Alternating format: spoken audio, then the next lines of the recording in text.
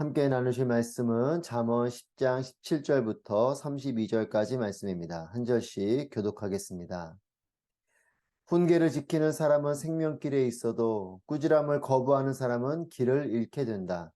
거짓말하는 입술로 미움을 감추는 사람과 남을 비난하는 사람은 어리석은 사람이다. 말이 많으면 죄를 짓기 쉽지만 말을 조심하는 사람은 지혜롭다. 의인의 혀는 수는과 같지만 악인의 마음은 가치가 적다. 의인의 입술은 많은 사람을 먹여 살리지만 어리석은 사람은 지혜가 모자라 죽게 된다. 여호와는 복을 주셔서 사람을 부유하게 하시지만 그 복에 다른 근심을 함께 주지 않으신다. 어리석은 사람은 악한 행동을 하면서 기쁨을 느끼지만 분별력 있는 사람은 지혜에서 기쁨을 누린다. 악인에게는 그 두려워하던 일이 덮칠 것이요 의인은 그 바라는 것을 얻게 될 것이다. 폭풍이 휩쓸고 가면 악인은 없어지지만 의인은 영원히 굳게 서 있을 것이다. 게으른 사람은 글을 보낸 사람에게 있어서 이의 식초 같고 눈의 연기 같다. 여호와를 경외하면 수명이 길겠으나 악인의 연수는 짧아질 것이다. 의인의 소망은 기쁨이 되지만 악인의 기대는 사라질 것이다. 여호와의 길이 의인에게는 힘이 되지만 악을 행하는 자들에게는 파멸이 될 뿐이다. 의인은 절대로 없어지지 않으나 악인은 그 땅에 거하지 못할 것이다. 의인의 입은 지혜를 불러오지만 못된 혀는 잘릴 것이다. 의인의 입술은 기쁘게 하는 것을 알지만 악인의 입은 못된 것만 말한다. 아멘. 할렐루야. 오늘도 살아계신 하나님을 찬양합니다. 하나님의 인도하심과 은혜가 여러분들 가운데 충만하시기를 축복합니다. 어, 계속해서 잠언 말씀을 우리가 나누고 있습니다. 잠언 기자는 대조법으로 이 지혜와 가르침을 전하고 있습니다. 의인과 악인을 비교하면서 또 말이 많은 사람과 적은 사람, 또 계속해서 어리석은 사람, 지혜로운 사람, 이와 같이 대조법을 통해서 지혜를 가르쳐주고 또 하나님의 훈계의 말씀들을 전하고 있습니다. 17절 말씀입니다. 훈계를 지키는 사람은 생명 길에 있어도 꾸지람을 거부하는 사람은 길을 잃게 된다. 훈계를 지키는 사람과 꾸지람을 거부하는 사람, 즉 훈계, 이 지혜, 하나님의 말씀, 이와 같은 가르침을 지키는 사람이 있고 그것을 거부하는 사람이 있다는 것입니다.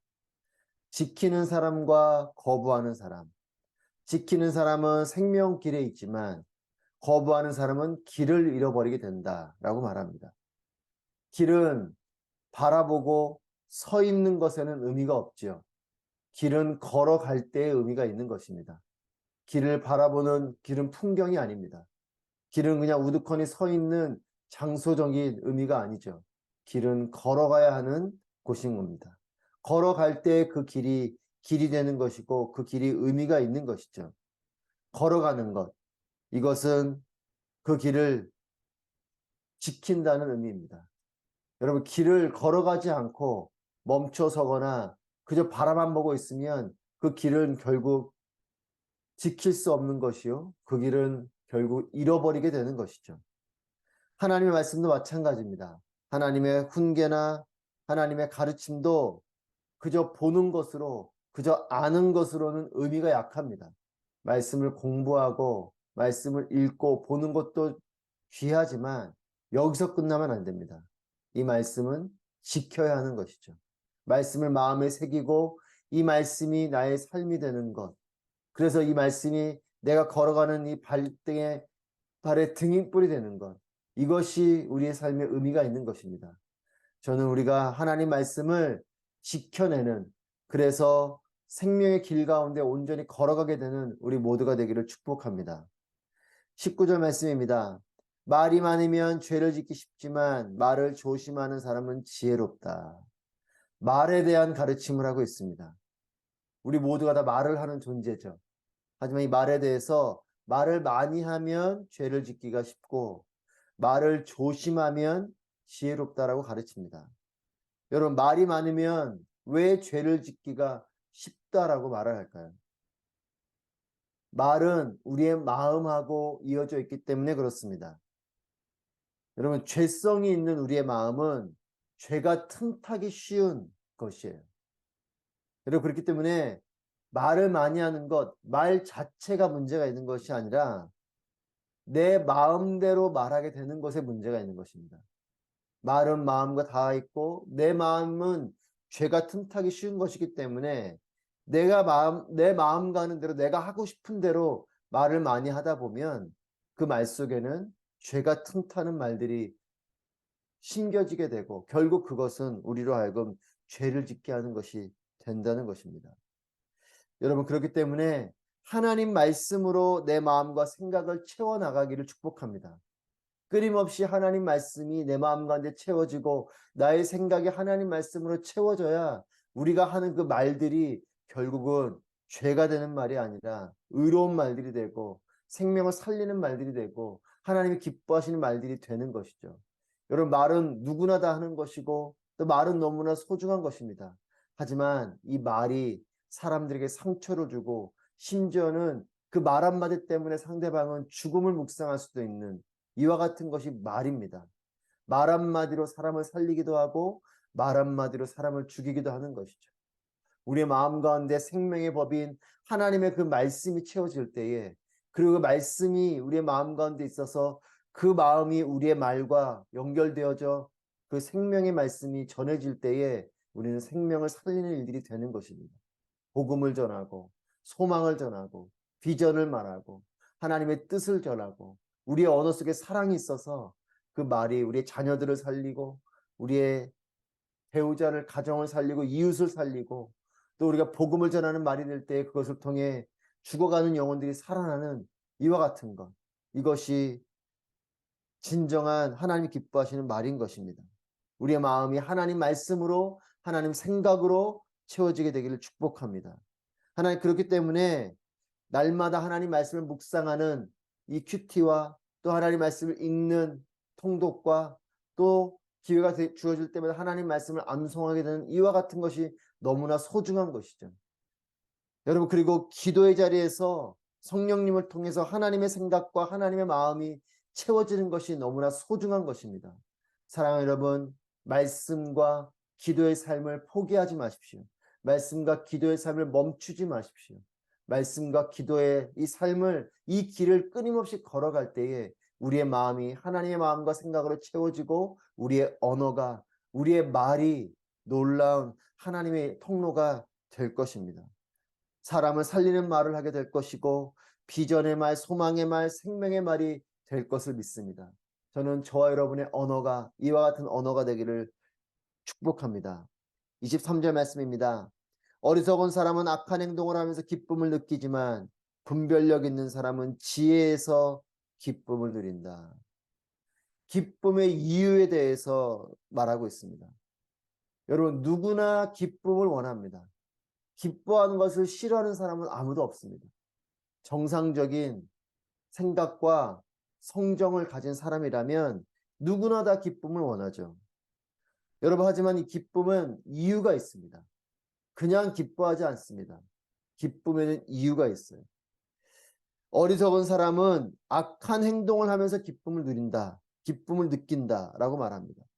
하지만 분별력이 있는 사람은 지혜를 통해서 기쁨을 누린다 라고 말합니다. 사랑하는 여러분, 오늘 이 아침에 우리의 마음을 돌아보십시다. 우리의 생각을 돌아보십시다. 나는 무엇으로 웃음 짓고 나는 무엇으로 기뻐하는가? 하나님의 뜻을 따르면서 하나님이 기뻐하시는 것에 나도 기뻐하게 되기를 축복합니다.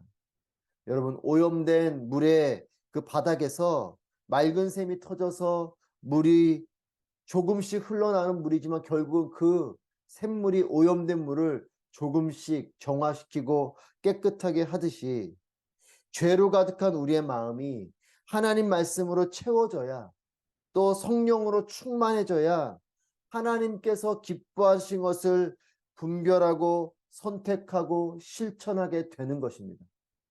여러분, 하나님이 기뻐하시는 것을 한 번에 기뻐할 수 없어요.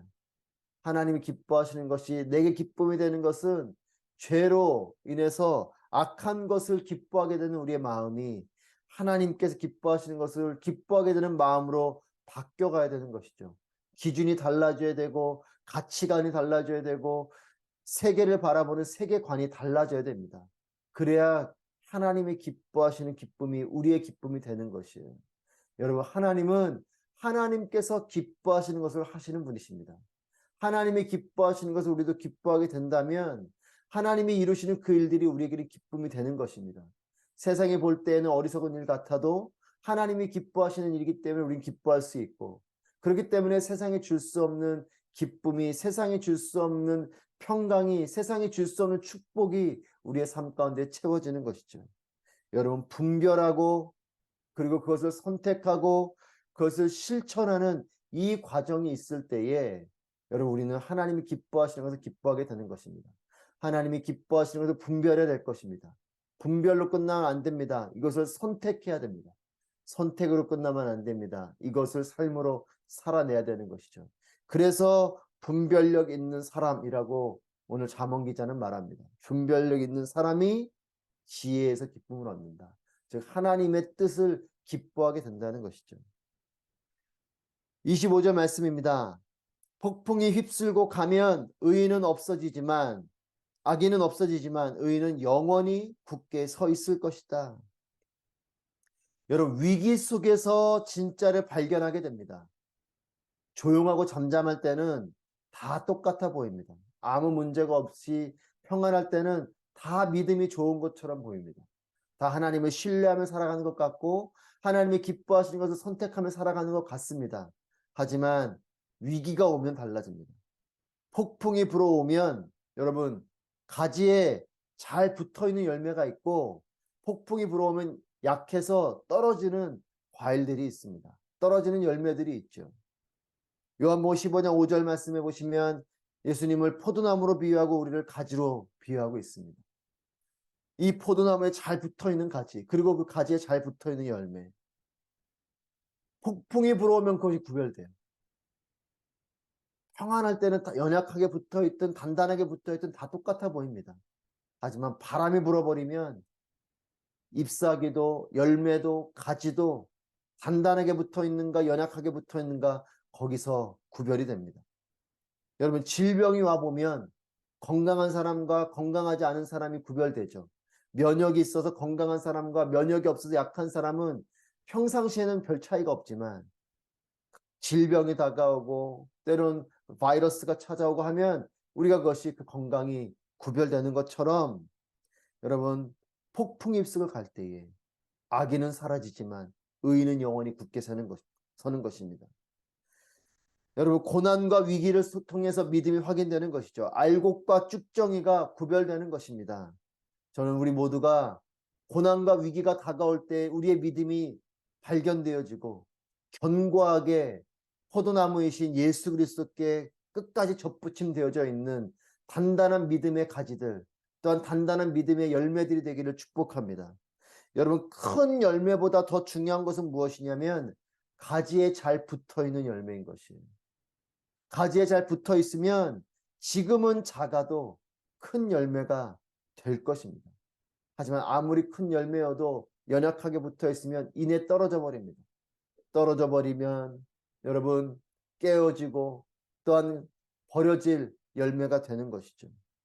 신앙의 연륜, 또 내가 얼마나 오랫동안 하나님의 일을 감당하고 또 저와 같이 목사이고 직분자이고 이와 같은 것, 여러분, 이보다 더 중요한 것은 무엇인가? 내가 오늘도 예수 그리스도께 견고하게 붙어 있는가? 내가 오늘도 하나님 말씀을 기뻐하고 하나님을 사랑하고 하나님 말씀을 붙들고 하나님 말씀대로 살아가고 있는가? 내 마음이 하나님의 뜻으로 채워져 있는가? 위기가 올 때마다 나 하나님의 뜻을 선택하는가? 여러분, 이것이 더 중요한 것이죠.